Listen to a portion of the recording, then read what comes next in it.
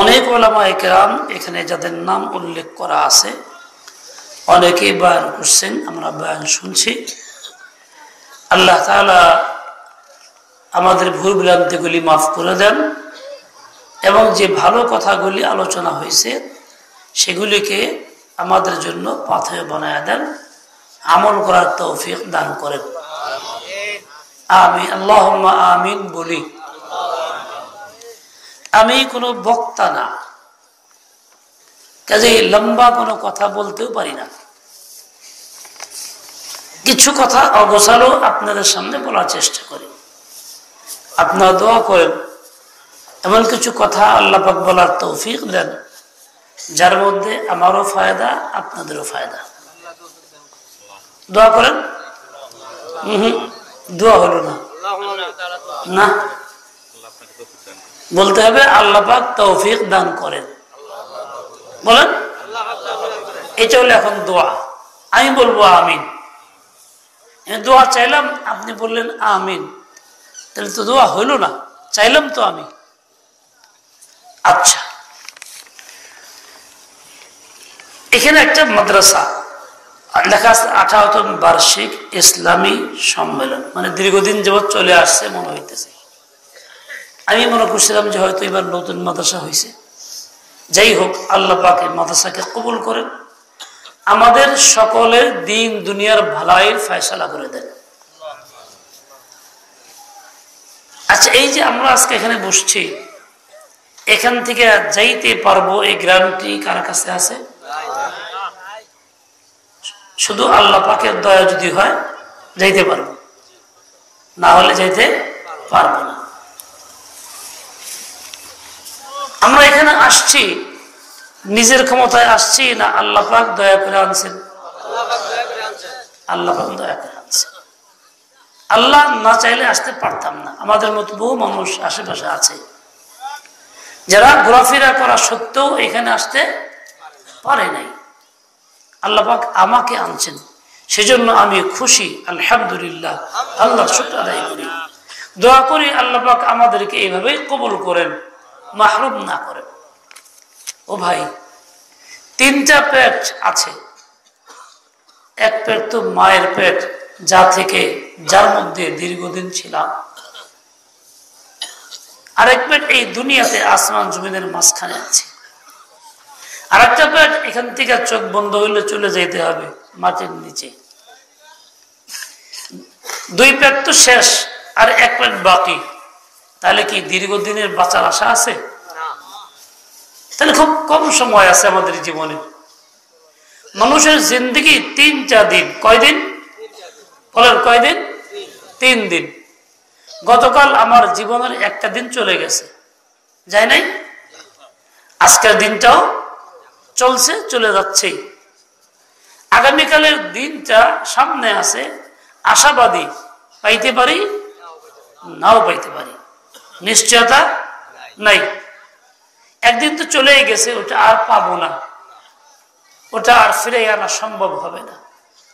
আরেকদিন আজকেই যে আমি যে দিনটা এখন ভোগ করতেছি, আগামীকালের দিনে ভরসা নাই, নিশ্চয়তা নাই।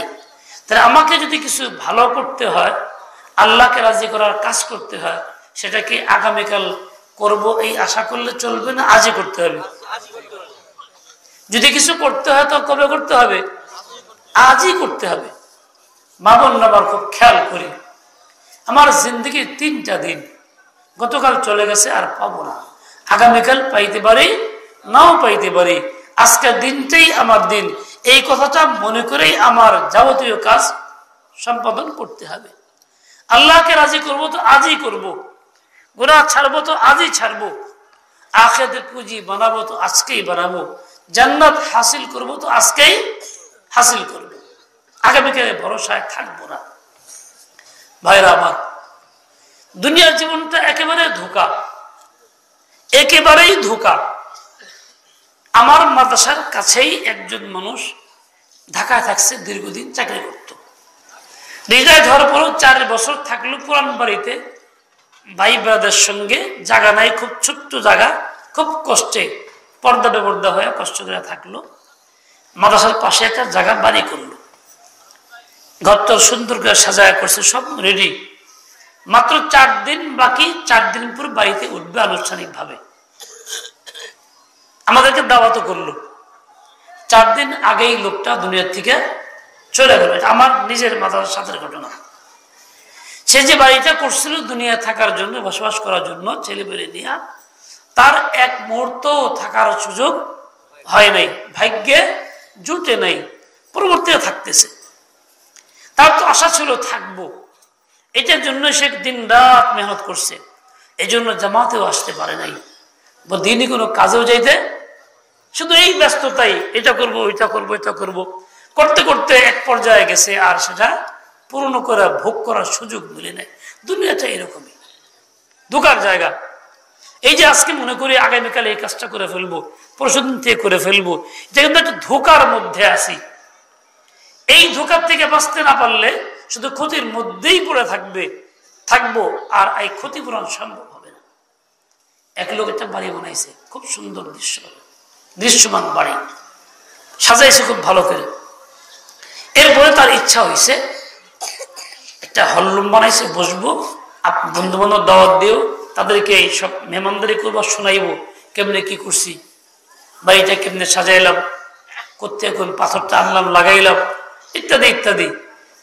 একটা বিশেষ মুহূর্ত, আনন্দের মুহূর্তে বসে আছে, লোকজন সব হাজির। মাত্রই প্রথম দিন। এর মধ্যে পিছনের দরজা আওয়াজ দিছে কে? মালিক চাকরকে, দেখো তো কি আওয়াজ দেয়। দরজা খুলছে, বুড়া মানুষ। হ্যাঁ মেয়ে বুড়া, সময় পাও না, অসময়ে বিরক্ত করতে আইছো। কত মালিককে গিয়ে বলো মালাকুল মাউত আজরাইল আসছি। ও দৌড়ে আসছে, এক বুড়া আইসে এই কথা কইল। তাড়াতাড়ি এক কাম কর, ভুলাই বলে এনতে পাঠাই দিই, তাড়াতাড়ি সরাই দে, কিছু দিয়ে দে। বলেন তো মালাকুল মাউত দরজায় আসলে ভুলাই বলে পাঠানো সম্ভব? পারবেন কে পাঠাইবে? তো ওই লোক পিছন দিকে ফিরছে যাওয়ার জন্য, তাকে ভুলাই পাঠাবে, পিছনে তাকাই দেখি পিছনে লোক আজরাইল খাড়া। আজরাইল শুনে বলতে, দেখো আমি আজরাইল কারো কাছে আসলে আর কখনো ফেরত যাই না, জান নিয়েই যাই। মুহূর্তের মধ্যে মালিকের জান কবজ হয়ে গেছে, মালিক করে রাখলো, লোকজন মেহমানদের বসে থাকলো। এখন শোকের মাহফিল হইল, আমাদের মাহফিল আর থাকলো না। দুনিয়া মন ধোকার জায়গা। তার তো আশা ছিল এই সব করবো, এইভাবে ভোগ করবো, একদিন থাকবো, পরবর্তীতে আমি এই করবো, ওই করবো, ভালো কাজ করলেও করবো। কিন্তু সেটা কি করা সম্ভব হয়েছে? যেটা করবো সেটা আর হয় না, যেটা করলাম সেটা হবে। এক লোক একটু আগেই বলছে বাচ্চাটা মাদ্রাসা পড়ে, দোয়া করেন জানি আমার এই বাচ্চাকে আল্লাহ হাফিজ বানাইবা না। বললো মেয়ে তোর মুখে দায়ী নাই কেন, বাচ্চাকে পড়াইবা? দাঁড়িয়ে রাখবো। রাখবো না বলো, রাখলাম। রাখবো তো ভবিষ্যৎ, মাও বাঁচতে পারো। সে বলে রাখলাম। আলহামদুলিল্লাহ, আল্লাহ তুমি কবুল করো। নেক কাজ করলে এখনই করতে হয়, গুনাহ ছাড়লে এখনই ছাড়তে হয়। কাজেই আগামীতে করব এই আশা করাটা এটা সুনিশ্চিত না, এটা দুঃস্বপ্ন মাত্র। এই জন্য ভাই বুদ্ধিমান কখনো কাজ ফেলে রাখে না, নেক কাজও ফেলে রাখে না, গুনাহ ছাড়তেও দেরি করে না। বুদ্ধিমান নগদ গুনাহ ছেড়ে দেয়, নেক কাজ তো করে নগদ করে, তাহলে সে আগে বাড়তে পারে। ভাইরা আমার খুব খেয়াল করেন, এই যে দুনিয়াতে আমরা আছি, মনে করতেছি এটা খুব সাজায় গোছায় সুন্দর করে টিকায় দেয়, ঘর সুন্দর হোক, বাড়ি সুন্দর হোক, বিছনা সুন্দর হোক, ফুল বাগান হোক, বিয়ে সুন্দর হোক, উমুক ঠিক হই, ছেলেবেলারা এই করুক ওই করুক, মনে অনেক বড় পরিকল্পনা, অনেক বড় আশা। এগুলি করতে করতে এমন ব্যস্ত হয়ে পড়ি যে আমার আর এই কাজ শেষ হয় না কখনো। আমি যে কাজে আসছিলাম দুনিয়াতে আমল করার জন্য, জান্নাত কামাই করার জন্য, ওইটা পিছিয়ে পড়েই থাকে, আর জান্নাত আর কামাই হয় না। ইমাম গাযালি রাহমাতুল্লাহ আলাইহি লিখছেন, ও মিয়া তুমি কি ভাবতেছো? তুমি আজকে দুনিয়া নিয়ে ব্যস্ত হয়ে পড়ছো, মনে রেখো তোমার কাফনের কাপড় সেটা কিন্তু তৈরি হইয়া বাজারে দোকানে শোভা পাইতেছে, তোমার কাফনের কাপড় ওখানে বাজারে এসে গেছে, বাড়ির কাছে দোকানে এসে গেছে, তুমি কিন্তু জানো না। তুমি কি নিয়ে ভাবতেছো?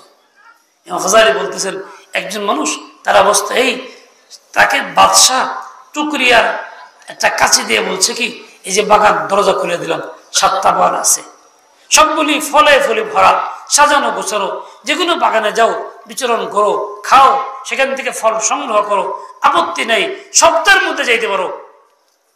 কিন্তু সর্বশেষ যদি বাগান থেকে বের হয়ে যাও, পুনরায় বাগানে ঢুকতে পারবা না, বুঝে শুনে কাম করো। ওই লোক বাজারে ঢুকছে, দেখে এই বাগানে দেখতেছে, খায় না, খালি ঘুরে আর দেখে, আহা এত সুন্দর সাজানো গোছানো, এত টকটকা, এত টস করতেছে রস, এত সুন্দর ফল। আচ্ছা পরেরটায় গিয়ে দেখি কি আছে, পরেরটা গিয়ে দেখি আরো সুন্দর, পরেরটা গিয়ে দেখি কি আছে, সবগুলি শেষ চিন্তা করলো। আচ্ছা ওয়ালের উপরে আর কি দেখি, উপরে গেছে, দরজা বন্ধ, আর ঢুকতে পারলো না। অবস্থা কি হইল? সময় পাইলো, টুকরিও পাইলো, কাছেও পাইলো, কিন্তু একটা ফল না খাইতে পারলো না, একটা ছিঁড়া আনতে পারলো, মানে বরং সে বঞ্চিত হয়ে গেল। ওইরকমই আল্লাহ তাআলা আমাকে এই যে আমল নামা একটা টুকরি দিয়েছেন, পাঠাইছেন টুকরি দিয়া, তুমি যাও, দুনিয়াতে সময় দিলাম, কারো 50, কারো 60, কারো কম বেশি দিয়ে দিলাম, তুমি এই টুকরিটা নেক আমল দিয়ে ভইরা আনবা। তার মধ্যে যেন থেকে তাসবিহ, তাকবীর, সুবহানাল্লাহ বিহামদিহি, সুবহানাল্লাহিল আযীম, তার মধ্যে থাকবে তেলাওয়াতে কোরআন, তার মধ্যে থাকবে আল্লাহর বরত্বের কথা, তাওহীদের কথা, লা ইলাহা ইল্লাল্লাহ থাকবে, তার মধ্যে জিহাদের প্রেরণা, তার মধ্যে থাকবে গীবত থেকে বাঁচার চেষ্টা, তার মধ্যে থাকবে ঝগড়াঝাটি, এই সব পরিত্যাগ করা, তার মধ্যে থাকবে মানুষের কল্যাণ করা, তার মধ্যে থাকবে পর্দা করা, এই সব তার মধ্যে থাকবে। কিন্তু এই আজ করি কাল করি করবো কয়দিন পরে, ব্যস্ত বেশি হয়ে গেছি, ব্যস্ততার জন্য পারতেছি না, কয়দিন পরে করব, আচ্ছা আর কয়দিন পরে করি, করতে করতে শেষ হয়ে গেলে গেট বন্ধ হয়ে যাবে, পুনরায় করার সুযোগ আর থাকবে না, আমায় খালি হাতে ফিরতে হবে। ও ভাই, বুদ্ধিমান কি খালি টুকি নিয়ে ফেরত যাওয়া? যে যা সে বুদ্ধিমান হয়? বুদ্ধিমান কে হয়? রাসূল আকরাম সাহেব জিজ্ঞাসা করছে সাহাবায়ে কেরাম, মান আকিয়াসুন নাস ওয়া আহজাবুন নাস, সবচেয়ে বুদ্ধিমান কে? রাসূল আকরাম বলছেন, সবচেয়ে বুদ্ধিমান সেই যে এই দুনিয়া থাকা অবস্থায় মৃত্যুর চিন্তা করে, মৃত্যুর জন্য প্রস্তুতি গ্রহণ করে, সে হলো সবচেয়ে বড় বুদ্ধিমান। আর যে খালি হাতে যায়, টুকরি খালি, কিছুই নাই, সে বুদ্ধিমান না, সে নির্বোধ বোকা। এই জন্য খালি আসছে, খালি চলে গেছে। বলেন তো, আমরা খালি যেতে চাই না কিছু নিয়ে যেতে চাই? কেউ খালি যেতে চাই? যদি নিয়ে যাইতে চাই তাহলে আগামীকালে ভরসা না, তাহলে আমাকে এখনই করতে হবে। যাই কিছু করব এখন থেকেই করব, গুনাহ ছাড়বো তো এখন ছাড়বো, তওবা করবো তো এখন তওবা করব, আগামীকাল তওবা করবো এই আশা না। তেলাওয়াত করি আজকেই করি, নামাজ পড়ি আজকেই পড়ি, কান্নাকাটি করি আজকেই করি, জিকির করি তো আজকেই করি। এই যে দেখেন, আমরা আসছি, রাত হয়ে গেছে, আরো সময় লাগবে, বাড়িতে গেলাম, হয়তো কেউ খাই নেই, খাবো, শুয়ে পড়লাম, আচ্ছা এমন হলো ঘুম ধরতে যদি লাগলো, বাকি কথাবার্তা বলতে সময় লাগলো, ঘুম ধরে লাগলো, ফজর কাজা হয়ে গেল, তাহলে বাহ্যিকভাবে আমি দেরি করে ফজর নষ্ট হইলো। তাহলে আমি যে আমার দিন ভরা আমার মতো করে চলছিলাম, শেষ পর্যন্ত জুলুম হইলো কি, আল্লাহর হুকুম মানতে পারলাম না, ফজর নষ্ট করে দিলাম। এটা তো বুদ্ধিমানের কথা হলো না। বুদ্ধিমান সে বলবে না, ফজর নষ্ট করবো না, দরকার হলে 2 ঘন্টা জাগবো, ফজর নামাজ পরেই ঘুমাবো, আগে ঘুমাবো না। কিন্তু যে বুদ্ধিমান না, নির্বোধ, সে ঘুমিয়ে পড়তেছে, তার খবর থাকতেছে। ভাইরা আমার, এই জন্য সবসময় খেয়াল রাখতে হবে, আমি যদি নির্বোধের কাতারে না পড়ি, বুদ্ধিমানের কাতারে পড়ি। দুনিয়া কিরকম, একজন মানুষ কিরকম ধোকা দুনিয়াতে। আমার সাভারে একজন পরিচিত মানুষ, আমার এক ছাত্র, তার পাশের ঘটনা যে হুজুর, যুবক মানুষ, মাত্র 34 বছর বয়স, 2টা বাচ্চা, সাভারে সে 6 তলা বিল্ডিং করতেছে, 2 তলা কমপ্লিট, 3য় তলা কাজ চলছে। সন্ধ্যার আগে তার স্ত্রীকে নিয়ে দেখাইতে গেছে যে আমরা এই ফ্লোরে থাকবো, এই রুম এই কাজের, এই রুম এই কাজে, এই রুম এই কাজে, দেখাইতে গেছে সন্ধ্যার পরে। আর এই লোকটাই ওইখানেই দুনিয়া থেকে চলে গেছে, আর ফিরতে পারে নাই। এখন দেখেন, তার তো বড় আশা ছিল, মাত্র জীবন শুরু মনে করছে, ছোট্ট 2টা বাচ্চা, 6 তলা বিল্ডিং পূর্ণ করবে, সে কোনো অসুবিধা নেই বাহ্যিক ভাবে, সে সুস্থ দিব্যি, সারাদিন কাজকর্ম করছে, স্বাভাবিক করছে, কোনো অসুবিধা ছিল না। কিন্তু তার যে হায়াত খতম, তাকে সে জানতো। সে তো এইগুলি পিছনে পড়ে গেছে, নিজের তৈরি কিছু করে নাই। ও ভাই, অন্যকে দেখে সবক হাসিল করি, আমি যে চলতেছি, আমি যে করতেছি, আমার পুঁজিতে কতটুকু আসছে। এই যে দেখেন, যখন বসি নামাজের মধ্যে, নামাজ যখন বসি, তখন এই যে এই কাপড়টা তো 2 হাতের উপরে থাকে না, থাকে না? বুঝেন না এই কথা? আচ্ছা এটারে কি কয় আপনাদের ভাষায় জায়গাটা? না এটার নাম পাঞ্জাবি, কিন্তু এটার কুস কয় না, না কি জানি কয় না কুল কয়। মানুষে কিছু দিলে পরে এখানে নেয় না? ছোট সময় দেখছি বাচ্চারা মুড়ি নিত এখানে টুনা। আচ্ছা টুনা, এই যে টুনাটা থাকে যখন ছায়া থাকবেন এখানে, তোমরা কোন দিকে থাকবো বসা অবস্থানে আমাদের মধ্যে? কোন দিকে? সামনে? কোন জায়গায়? এই টুনায় দেখবে, তাই না? এখানে দেখতে হয় না? টুনায় কিছু দেখা যায়? কিছু আছে? খালি দেখা যায়, তাই না? আপনাকে ভাবতে হবে যে আজকে আমি এমন একজন ব্যক্তি, আমার আমল নামা তো কিছুই নাই, কোষটা একদম খালি দেখতেছি, আমার তো কিছুই দেখতেছি না, আমি খালি খুশি বসে আছি। হায় আমার কি উপায় হবে? আমাকে নামাজে বসে এই ধ্যানটা করতে হবে। আফসোস আমার জিন্দগি এরকম হয়ে গেল। যেমন এই জায়গাটা খালি, টুনাটা খালি, কিছু বড় হয় নাই, আসলেই প্রকৃতই আমার আমল নামাটা একদম খালি, তালাশ করলে কিছুই পাওয়া যাবে না। আমার আল্লাহ যদি জিজ্ঞেস করেন তাহলে কি জবাব দিতে পারবো কোন বিষয়ে? পাপ করলে কেন তাও না, নেকি করলে না কেন তাও না, জবাবের কোনো কায়দা থাকবে না।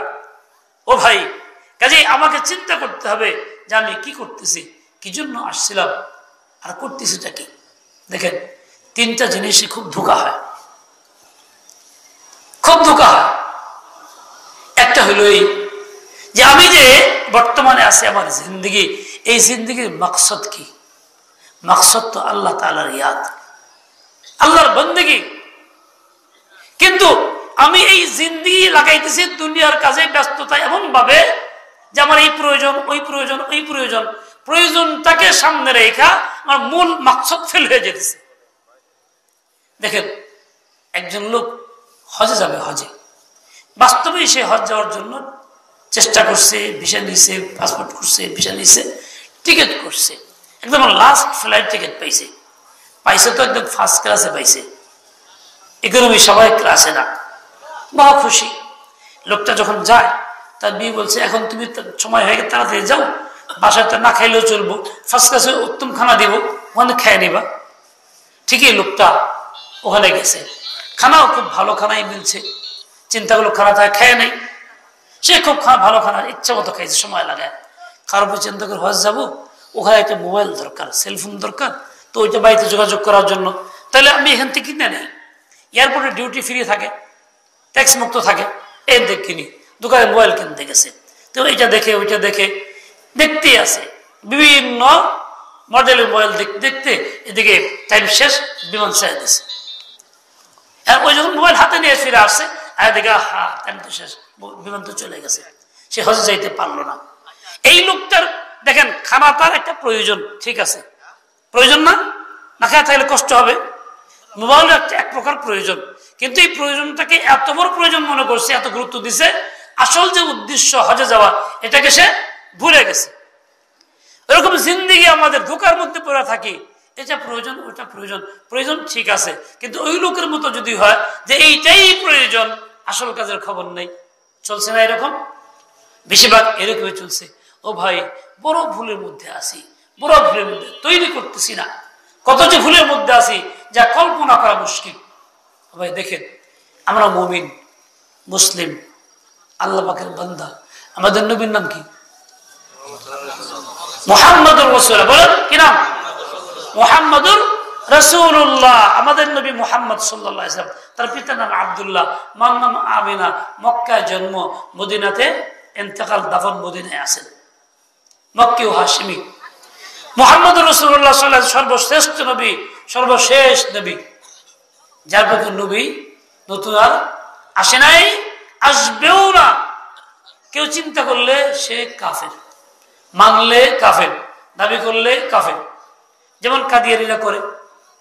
মির্জা গোলাম আহমদ একজন লোক আছে কাদিয়ানে, ভারতে, ওই লোকটা নিজেকে 1901 সালে নবুয়ত দাবি করছে, সে নাকি নবী। বলেন নাউযু বিল্লাহ, লা ইলাহা ইল্লাল্লাহ, বলেন মুহাম্মাদুর রাসূলুল্লাহ। আমাদের নবী মুহাম্মদ সাল্লাল্লাহু আলাইহি ওয়াসাল্লাম সর্বশেষ নবী, সর্বশ্রেষ্ঠ নবী।